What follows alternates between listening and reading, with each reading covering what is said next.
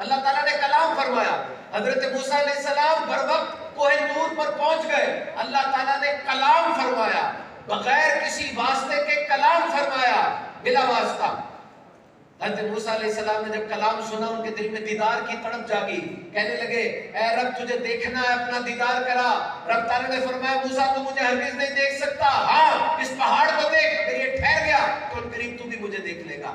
ایک تجلی رب تعالیٰ نے اپنی اس پہاڑ پہ گرائی, سارا پہاڑ پاش پاش ہو گیا.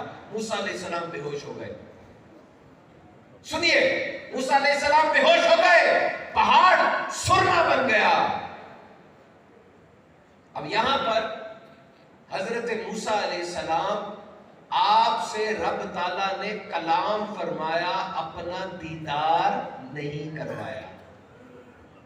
اور جب پیارے آقا علیہ السلام کی باری آئی, حضور فرماتے ہیں کہ جب جبریل مجھ سے پیچھے رہ گئے, میں آگے چلا گیا, ساری آوازیں منقطع ہو گئی اور میں نے اپنے رب کا کلام سنا. میرا رب فرما رہا تھا اے محمد اور قریب آ جا, اے محمد اور قریب آ جا. حضرت موسیٰ علیہ السلام کو ایک تجلی ہوئی. کتاب میں لکھا ہے اللہ تعالیٰ نے 70,000 نوری پردوں میں, نوری تجلیوں میں سے ایک درہم کے برابر تجلی گرائی تھی پہاڑ پہ. صرف ایک درہم کے برابر پہاڑ سرما ہو گیا. موسیٰ علیہ السلام بے ہوش ہو گئے, لیکن وہ آنکھوں میں ایسا سرما نور کا لگ گیا کہ اس دن کے بعد موسیٰ علیہ السلام 30 میل دور چلتی ہوئی چونٹی کو دیکھ لیا کرتے تھے. پھر سنو, ایک تجلی ہوئی, دیدار نہیں ہوا, انڈائریکٹ ہوئی, ڈائریکٹ نہیں ہوئی. پہاڑ سرما بن گیا, موسیٰ علیہ السلام بے ہوش ہو گئے, لیکن نور کا ایسا سرما لگ گیا کہ 30 میل دور کالے پہاڑ پر ہاتھی نہیں, کالی چونٹی کو دیکھ لیا کرتے تھے. تو جب حضرت موسیٰ علیہ السلام تجلی کے بعد ایسی طاقت حاصل کر لیتے ہیں, تو سوچو جنہوں نے ٹک ٹکی باندھ کر اپنے رب کو دیکھا, ان کی آنکھ کی طاقت کا عالم کیا ہوگا. میرے آقا کی شان بصارت کی کیسی ہوگی. کیا اس آنکھ سے کوئی راز چھپا رہ سکتا ہے. تبھی اعلیٰ حضرت نے فرمایا اور کوئی غیب کیا تم سے نیہا ہو بھلا, جب خدا ہی نہ چھپا تم پہ کروڑوں درود. سبحان اللہ. سرکار کی شان کی باتیں سنتے رہیے ساری زندگی, محبت بڑھتی ہے. دعوت اسلامی کا یہ پیغام ہے, یقین کرو دعوت اسلامی کا پیغام ہے. دعوت اسلامی کیا ہے میں آپ کو بتاتا ہوں. آپ دعوت اسلامی جوائن کریں گے نا, خوف خدا, عشق مصطفیٰ, محبت اہل بیت, شان صحابہ, اولیاء کا ادب, یہ دعوت اسلامی ہے. آپ کو یہ ملے گا. دعوت اسلامی کے ساتھ مل جائیں, تعاون کریں ہر طرح سے. اتنی بڑی پکچر ہے دعوت اسلامی کی, اتنی بڑی, اور سے دیکھیے گا, اتنی بڑی پکچر ہے دعوت اسلامی کی. آپ مجھے بتائیں آپ کا کتنا حصہ ہے.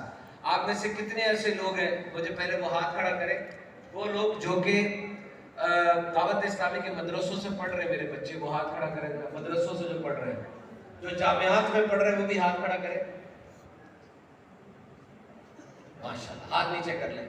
جو ان کے والد صاحب آئے ہوئے, چچا آئے ہوئے, تائے, وہ ہاتھ کھڑا کریں.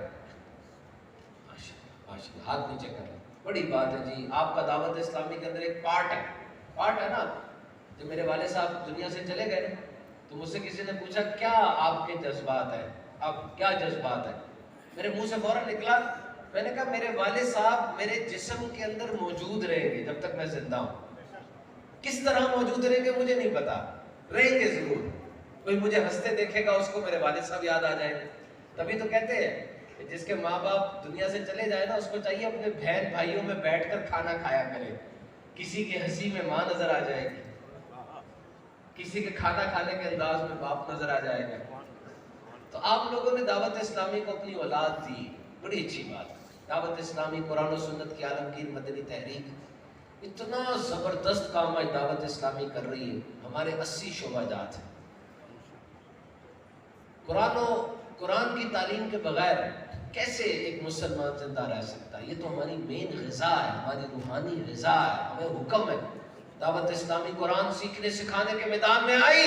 آج 2.5 لاکھ بچہ دعوت اسلامی کے مدرسوں میں قرآن سیکھ رہا ہے.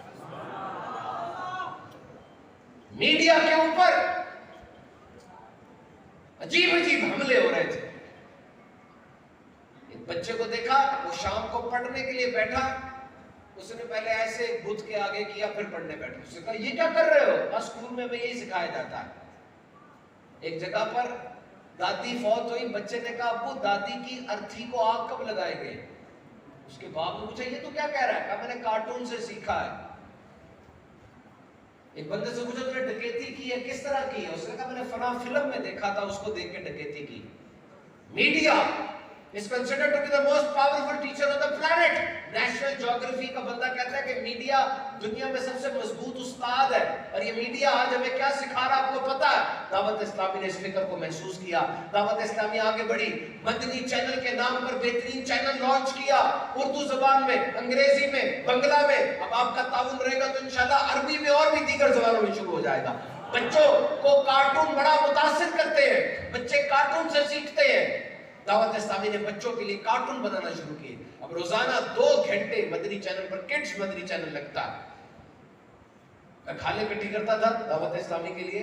हमें किसी बंदे ने बुलाया बड़ी दूर से, औरत थी, खातून थी, बुढ़ी उम्र की थी, DHA में थी। कहने लगी आओ आके मेरे घर से खाले उठा दो। हम गए तो उसके पास 8 बड़ी खाले थी गाय की। हमने वो ले ली। मैंने उससे पूछा मुझे ये तो बताएं कि यहाँ पर इतने लोग फिर रहे हैं, आपने हमें क्यों बुलाया खाल लेने के लिए? सुने जरा उसकी बात। वो कहती मैं क्यों ना तुम्हें बुलाऊं बेटा, तुम्हारे चैनल पर छोटे छोटे बच्चे आके मुझे ये सिखा रहे होते हैं कि खाने से पहले दुआ क्या पढ़नी है। ये छोटे छोटे बच्चे तुम्हारे चैनल पर सिखा रहे होते हैं कि ऊपर जाते वक्त सीढ़ी पर कौन सी दुआ पढ़नी है। ये दावत इस्लामी है।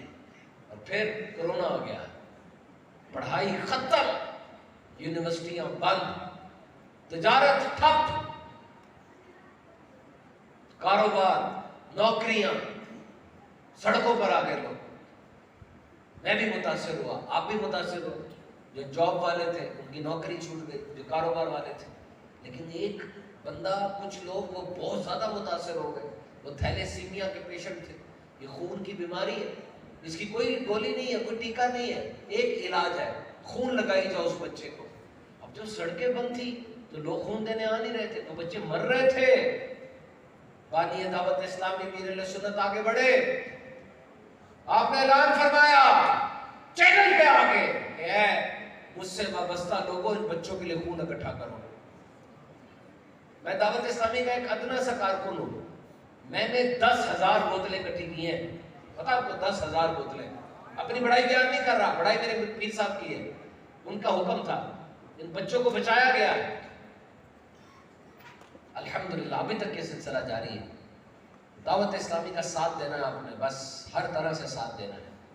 अल्लाह की राह में जो चीज़ आप दे सकते हैं। आजकल आपके सामने पैसे की कितनी अहमियत है। हजरत मालिक बिन दिनार सुबह फजर के बाद जा रहे थे, रास्ते में देखा कि एक नौजवान बड़ा खूबसूरत मकान बना रहा है, बड़े एहतियात से हदायत दे रहा है मिस्त्री को, ये काम करो, ये काम करो, वो काम करो। आपको उस नौजवान पर एक तरस आया, आप उसके पास गए और कहा बंदे तू मकान बना रहा है, मैं तुझे इस दुनिया के मकान के बदले में एक ऐसे मकान की पेशकश करता हूं जो दुनिया की ईंटों से नहीं बना, जिस पे दुनिया का गारा सीमेंट नहीं लगा, उससे खुशबू आती है। तेरा ये मकान बनने के बाद तबाह हो जाएगा, और जिस मकान की मैं तुझे जमानत दे रहा हूं वो कभी तबाह नहीं होगा। क्या तू मेरा सौदा कबूल करता है? वो बंदा कहता है मैं थोड़ा टाइम दे सोचने के लिए। आप चले गए, अल्लाह से दुआ मांगी, अल्लाह इसका दिल नरम कर दे। दोबारा उसके घर गए तो वो बड़ा खुश खड़ा था, उसके हाथों में 2 थैलियां थी पैसों की। वो कहने लगा हजरत आपको अपना सौदा याद है? जी बिल्कुल याद है। कहा मैं आपसे सौदा करता हूँ, ये ले, ये पैसे जो मैंने इस मकान पे लगाने थे ये ले जाए। मालिक बिन दिनार जाने लगे, कहते नहीं ठहर जाए, सौदा तो लिख कर होता है, जरा लिख दे जो कहा था आपने। मालिक बिन दिनार ने कागज पकड़ा, पेंसिल पकड़ी और लिखा कि मैं अल्लाह का बंदा मालिक बिन दिनार इस बंदे से ये तिजारत कर रहा हूँ कि इसके इस मकान के बदले मैं इसको वो मकान दिलाऊंगा جو کہ اللہ تعالیٰ نے جنت میں تیار رکھا ہے، جس میں یہ ملازم نہیں ہے بلکہ حور و غلمہ ہے، جس کی مٹی دنیا کی نہیں ہے بلکہ مشک و کافور کی ہے۔ کہ شام تک آپ نے سارے پیسے غربا میں مساکین میں تقسیم کر دیے۔ 2-3 دن گزرے، مالک بن دینار نے فجر کی نماز پڑھی تو یہ محراب پہ نا ایک کاغذ نظر آیا، آگے بڑھ کے پکڑا تو وہی کاغذ تھا جو لڑکے کو دیا تھا، اور اس کے پیچھے ایک بغیر انک کے، بغیر سیاہی کے ایک تحریر لکھی ہوئی تھی کہ اے مالک بن دینار، تیرے وعدے پر ہم نے اس کو 1 نہیں 10 گنا عطا فرما دیا ہے۔ وہ بھاگے اس کے گھر جا کر کیا دیکھا، رو رہے ہیں لوگ، پتا چلا کہ اس کا رات کو انتقال ہو گیا ہے۔ آپ نے کہا کسی نے غسل دیا اس کو، بلاؤ اس کو، غسال کو بلاؤ، غسال کو بلاؤ۔ غسال کو بلایا، کہا تو نے اس کو غسل دیا؟ کہا کیا اس نے تجھے کوئی کاغذ دیا تھا کہ یہ میرے اس میں رکھ دینا؟ کہا ہاں اس نے مجھے کاغذ دیا تھا، میں نے اس کی قبر میں وہ کاغذ ساتھ رکھ دیا تھا۔ کہا یہ تو نہیں ہے وہ کاغذ؟ کہتا خدا کی قسم یہ کاغذ میں نے خود قبر میں رکھا ہے، اور آپ کے پاس کیسے آ گیا؟ اور جب یہ بات پھر پھیلی، کئی لوگ آ گئے، آپ نے کہا نہیں بس اللہ نے جو کرنا تھا وہ کر دیا ہے۔ دیکھو اللہ کیسے عطا فرماتا ہے۔ آپ کو پیسہ اللہ نے دیا، آپ نے اللہ کی راہ میں اللہ کے دیے ہوئے میں سے دینا ہے۔ آئے دعوت اسلامی کا ساتھ دیں۔ شرکپور کے اندر ایک جیولر ہے، سونے کا کام کرنے والا، اس کے بہت بیٹے ہیں ماشاءاللہ، بہت زیادہ تجربہ کار آدمی۔ انہوں نے ہمیں بلایا، کہا جی یہ زمین دعوت اسلامی کے لیے، مسجد کے لیے۔ میں نے کہا آپ خود بڑے سمجھدار آدمی ہیں ماشاءاللہ، پورے شرکپور میں آپ کو لوگ جانتے ہیں، تو آپ خود مدرسہ بنا لیں اور اس کو چلائیں۔ کتنی پیاری بات تھی۔ کہتے میں آپ کا قافلہ پہلے چل رہا ہے، اس میں اتنی مسجدیں آپ بناتے، اتنے مدرسے بناتے، تو یہ آپ اچھی طرح سنبھال لیں گے، زیادہ اچھی طرح سنبھال لیں گے۔ تو یہ ایک بات ہوتی ہے نا۔ تو آئیے آپ بھی دعوت اسلامی کا ساتھ دیجیے۔ آج صبح سے ہمارے نگران زود سادات بھائی وغیرہ کے ساتھ ہے ماشاءاللہ۔ 3 مسجدوں کا آج ہم نے سر کے بنیاد رکھا ہے۔ ایک جگہ پہ 2 ایکڑ زمین ملی، کسی جگہ پر کچھ اور ملی۔ ہم سب کو نا یہ خوشی ہونی چاہیے کہ میں زندگی میں ایک مسجد بنا کر جاؤں۔ نیت کرتے ہیں سارے؟ یار آپ کن چکروں میں ہے، کن خیالوں میں ہے؟ آپ کے مرنے کے بعد کوئی خیال کرے گا آپ کا؟ اس چکر میں ہے آپ؟ میرے دوست رات نہیں گزرتی، قبر میں پہلی رات نہیں ہوتی، ابھی گھر میں نا لڑائیاں شروع ہو جاتی ہیں، تمہارا یہ تو میرا یہ ہوتا کہ نہیں؟ بتاؤ۔ مولوی صاحب جاتے ہیں نا تو وہ میت کے اوپر کپڑا ہوتا ہے، وہ گھر والے کہتے ہیں یہ کینچی پکڑے مولوی صاحب کاٹ دے کپڑے۔ مولوی صاحب کہتے ہیں بھائی یہ کپڑے صحیح ہیں، استعمال ہو جائیں گے، گندے تھوڑی ہیں۔ اور نہیں جی ہم میت کے کپڑے استعمال نہیں کرتے۔ ہاں تم میت کی گاڑیاں استعمال کرتے ہو، تم میت کی دولت استعمال کرتے ہو، کپڑے استعمال نہیں کرتے۔ آپ کن چکروں میں ہیں کہ دنیا یاد رکھے گی آپ کو؟ ارے بھائی آنکھ بند ہونے کی بات ہے، وہ کس طرف دیکھ رہی ہے آپ کو کیا پتا؟ ایک بندہ تھا، وہ گھر جا رہا تھا، اس نے انگور خرید لیے، کلو انگور خرید لیے، گھر رکا، بیوی کو کہا ادھر آؤ یہ پکڑو انگور، میں جا رہا ہوں آفس، چلا گیا۔ رات کو آفس سے واپس آیا، ویسے ہی اس کو خیال آیا، ویسے یار وہ انگور دیے تھے، بیوی سے کہنے لگا تھوڑے انگور تو لے کر آؤ۔ انگور تو ہم نے کھا لیے، میں نے اور بچوں نے انگور کھا لیے۔ اس نے جب یہ سنا اس کو پتہ نہیں کیا ہوا، ایک دم اٹھ کے باہر چلا گیا۔ کافی دیر بعد آیا، بیوی سے کوئی بات نہیں کی، سو گیا، پھر اٹھا پھر باہر چلا گیا۔ 2-3 دن اس طرح کرتا رہا۔ پھر اس کی بیوی نے اس کو روکا، پوچھا کیا ہوا ہے آپ کو؟ کہتا ہے دیکھو مجھے خیال آیا کہ میں نے تمہیں انگور لا کے دیے، چلو تمہارے لیے دیے تھے، بچوں کے لیے تھے، لیکن تم لوگوں نے شام تک ایک انگور کا دانہ میرے لیے نہیں بچایا، تو مرنے کے بعد کیا کرو گے؟ میں فوراً اٹھ کے جا کے میں نے زمین کا سودا کیا، علامہ صاحب کو پکڑا اور مسجد کی نیت کھدوانا شروع کر دی ہے۔ اور بھائی میں تم پہ اعتبار نہیں کر سکتا، میں اپنا دنیا میں کر کے جاؤں گا۔ آپ کے چکروں میں لاہور کا بہت بڑا اسٹوڈیو ہے، بہت بڑا اسٹوڈیو، اس کا مالک تھا، وہ جب مر رہا تھا نا تو پاکستان کا ایک جرنلسٹ اس کے پاس گیا، کہتا اپنی کچھ باتیں بتائیں، کہتا یاد رکھنا میں مر رہا ہوں، تمہیں بتاتا ہوں سب سے زیادہ بے وفا 3 چیزیں ہیں، ایک اولاد، کہہ رہا منہ سے، کہتا ایک اولاد، دوسرا عہدہ، تیسرا پیسہ، یہ کام نہیں آئے گی، کیا کہ مر گیا وہ. خدایا معافی مانگ رہا ہوں آپ سے، اپنی زندگی میں کوئی ایسا کام کر جاؤ جو آپ کا فائدہ دے. میں حیدرآباد جاتا ہوں نا، مجھے حیدرآباد انہوں نے کہا کہ حیدرآباد میں سب سے بڑا اور مہنگا گھر بنایا اس نے. میں باہر سے گزرا، واقعی بہت بڑا گھر تھا، بہت شاندار. کہتے ہیں حیدرآباد کا سب سے اچھا گھر ہے. اور وہ کیسے دکھاتا ہوگا لوگوں کو نا، یہ جی میں تائی اٹلی سے لے کر آیا، یہ بیلجیم سے لے کر آیا، یہ امریکہ سے لایا. تو کتنا اچھا ہو کہ میں کسی کو اس طرح دکھاؤں کہ دیکھو جی میں نے اللہ کا گھر میں نے بنایا، یہ میں نے اللہ کی توفیق سے گھر بنایا، یہ ٹائلیں میں نے جناب فلاں جگہ سے لی ہیں. اور جب میرے سامنے اس مسجد کے اندر بچوں کے قرآن پڑھنے کی آواز آئے گی، مجھے کتنا اچھا لگے گا. یار دیکھو میرے لیے فائدہ ہو رہا ہے، میں مر بھی جاؤں گا قرآن تو پڑھا جائے گا. وہ دیکھو سجدہ کر رہا ہے بابا میری بنائی ہوئی مسجد میں، یعنی اس کا سجدہ میرے کھاتے میں بھی لکھا جا رہا ہے. کہا نا کسی سے کہ آپ کتنی نمازیں پڑھتے ہیں؟ کہا 10. کہا نمازیں تو 5 ہوتی ہے. کہا نہیں میں نے کسی اور کو نمازی بنایا ہے، جتنی نمازیں وہ پڑھتا ہے مجھے بھی اللہ اس کا ثواب دیتا ہے، اس کی اور کمی نہیں ہے.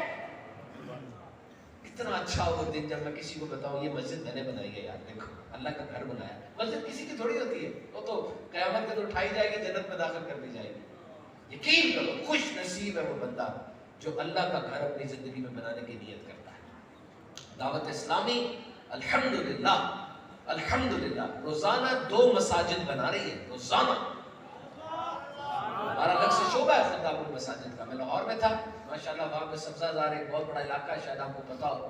1,80,00,000 روپے کا پلاٹ ایک بیٹے نے اپنے باپ کے نام پہ دیا ہے. باپ فوت ہوا ابھی، ماشاءاللہ اس نے پورا پلاٹ دے دیا. کہا اس کو مدرسہ بنائے، فیمیلز کا، خواتین کا مدرسہ بنائے، ہمیں دکھائے، ہمارے باپ کی روح کو ٹھنڈک پہنچے. آپ لوگ نیت کریں، نیت کر لیں، انشاءاللہ دعوت اسلامی کا ساتھ دیں گے. اچھا جس کے پاس ابھی پیسے نہیں بھی ہے نا، اس کو لگ رہا ہے کہ یار میں کیسے نیت کروں، مسجد تو بہت مہنگی بنتی ہے. یقین کریں ایک دفعہ دل سے نیت کریں، آپ کا مالک آپ کو عطا فرمائے گا انشاءاللہ. آپ کا مالک آپ کو عطا فرمائے گا انشاءاللہ. کہ جی میرے پاس ٹھیک ہے نہیں ہے، لیکن میں نیت کرتا ہوں کہ میں اللہ کا گھر بناؤں گا انشاءاللہ، اپنی آخرت کا سامان کروں. دعوت اسلامی کا مدنی چینل دیکھتے رہیے، ضرور دیکھتے رہیے. مدنی چینل سے بہت کچھ سیکھنے کو ملتا ہے. آئیے اب اپنے پروگرام کے اگلے سیگمنٹ یعنی تقریب اسناد کی طرف بڑھتے ہیں. ماشاءاللہ آج ہمارے عبد المجید بھائی نے اجتماع کے بعد مدنی قافلوں کا بندوبست بھی کیا ہے. 3 دن کے مدنی قافلے بھی سفر کریں گے. 3 بسیں باہر کھڑی ہوئی ہیں، آپ کا بھی ذہن بنتا ہے تو ضرور سفر کریں. 15 مارچ 1 ماہ کے مدنی قافلے سفر کر رہے ہیں. 1 ماہ 30 دن آپ دعوت اسلامی کے ساتھ گزاریں، انشاءاللہ آپ کو بہت فائدہ ہوگا. آئیے اب ہم تقریب اسناد کی طرف. وہ خوش نصیب بچے جنہوں نے اللہ کا کلام حفظ کرنے کی سعادت حاصل کی اور جنہوں نے ناظرہ پڑھا، ان کو ہم انشاءاللہ کچھ نہ کچھ تحائف دیں گے، سرٹیفکیٹس دیں گے. آپ ہمارے ساتھ شامل رہیے، ان کی حوصلہ افزائی کیجیے. صلو علی الحبیب.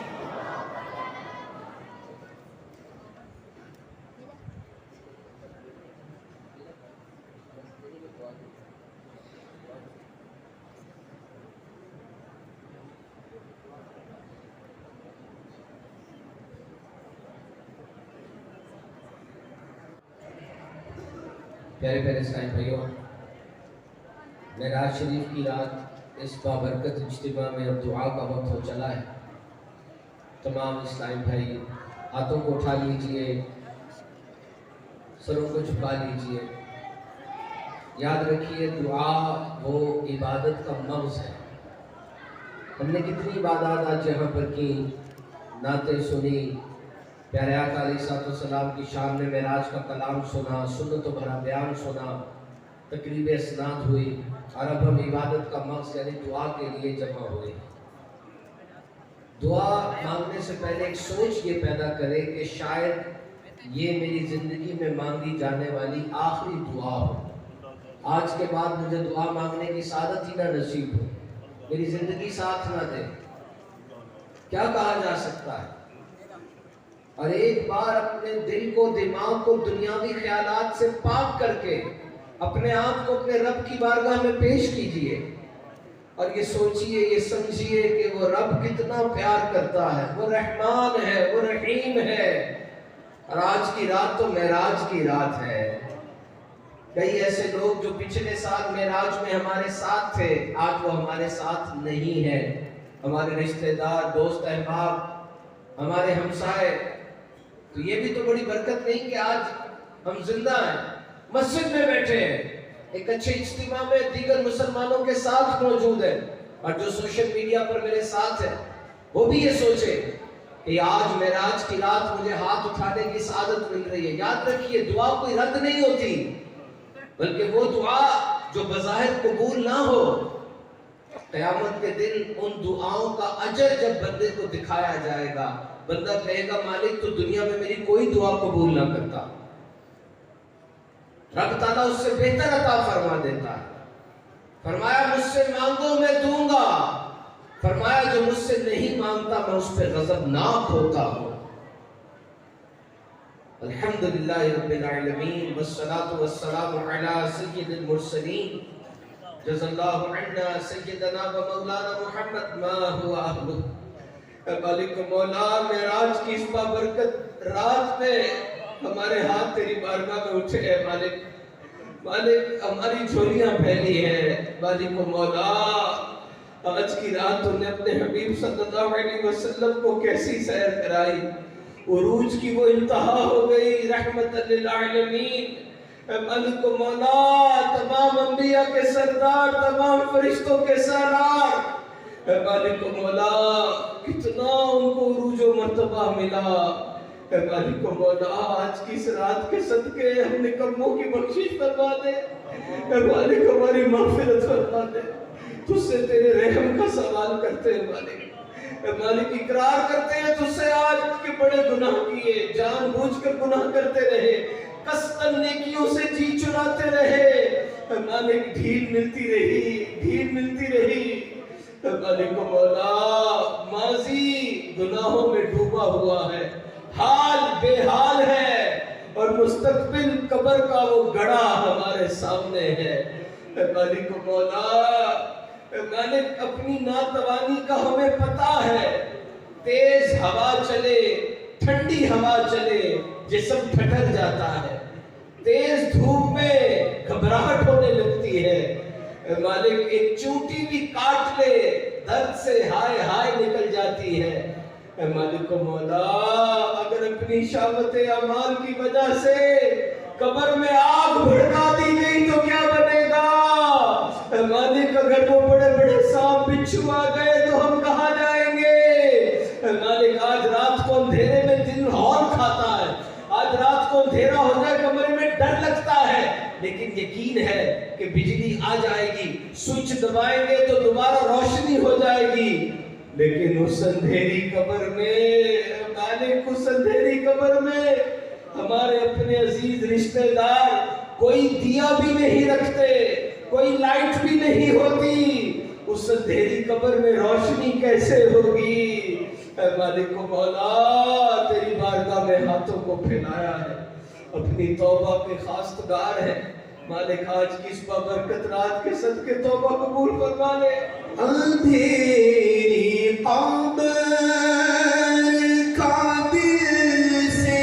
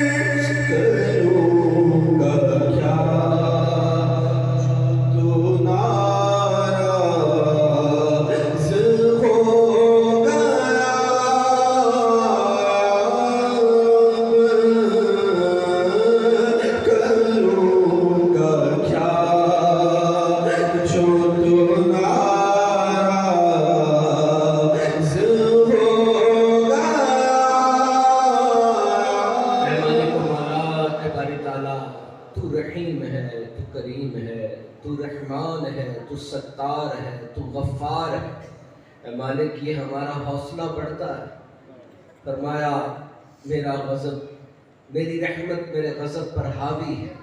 اے مالک و مولا تجھے معاف کرنا پسند ہے اور تو معاف کرتا ہے۔ اے مالک و مولا تیرا گناہگار بندہ جب اپنی گناہوں پر نادم ہو کے تیرے پاس آتا ہے، تیری رحمت آگے بڑھ کے اس کو تھام لیتی ہے۔ اے مالک ہم نے تو اتنے گناہ کیے کہ بارش کے قطرے اتنے نہیں ہوں گے جتنے ہمارے گناہ ہیں۔ اے مالک شاید ریت کے ذرے اتنے نہ ہو جتنے ہمارے گناہ ہیں، لیکن اے مالک تیری عزت و جلال کی قسم ہمارے گناہ تیری رحمت کے بہرے بے قرار کے سامنے کچھ بھی نہیں۔ اے مالک مولا اس بندے کی یاد آ رہی ہے جس کا ذکر داتا صاحب نے کشف المحجوب میں فرمایا، وہ گناہ کرتا تھا پھر توبہ کرتا تھا، پھر توبہ توڑ دیتا تھا، پھر گناہ کرتا تھا، پھر توبہ کرتا تھا، پھر توبہ توڑ دیتا تھا۔ 70 بار اس نے اس طرح کیا، توبہ کی، توبہ توڑ دی، اور جب 70ویں بار اس نے گناہ کیا وہ ڈر گیا کہ اب مجھے معافی کیسے ملے گی۔ وہ دروازے کے کونے میں جا کے بیٹھ گیا، اوپر چادر اس نے ڈال لی کہ اب میں کس منہ سے جاؤں گا، اب میں کس منہ سے جاؤں گا۔ آواز آئی، اے